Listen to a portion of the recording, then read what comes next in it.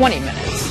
Violence, meantime, erupting in Cairo and escalating in recent hours. Shots fired, rocks and Molotov cocktails thrown, men on camel and horseback in the streets. It has been quite a day, the 9th day of protests there. Supporters of Hosni Mubarak joining those opposed to his regime, and Ashely Webster has been covering it throughout from Cairo.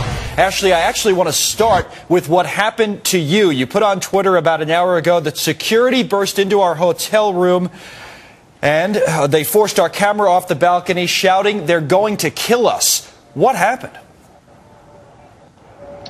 That's exactly the description. They came charging in, one person in particular, wild-eyed, very agitated, very frightened, saying, "They're going to kill us, they're going to kill us."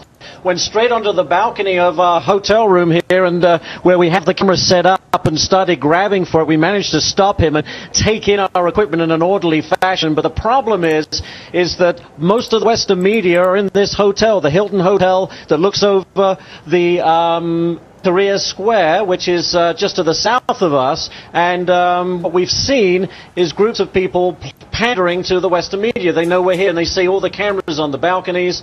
They become a target, and security people say it's too much of a temptation. They asked us to bring we did, as has everybody else, but that just gives you an idea of how tense it is. As I look out now very quickly onto the street, it is clear beneath our hotel, which is a good sign, but there are ambulances running up and down the streets almost constantly now. We can see Molotov cocktails being thrown on a regular basis as these two groups continue to clash, Connell. And the problem is no one in authority, the army, police, or the government is doing anything about it.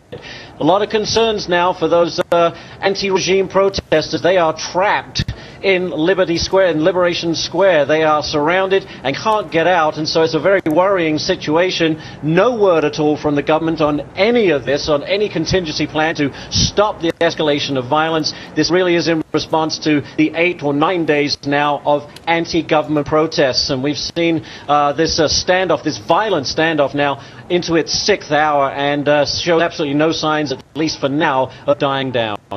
All right, well, be safe, Ashely, obviously, and that is a very, very volatile situation that we'll keep following for you here. Gripping pictures.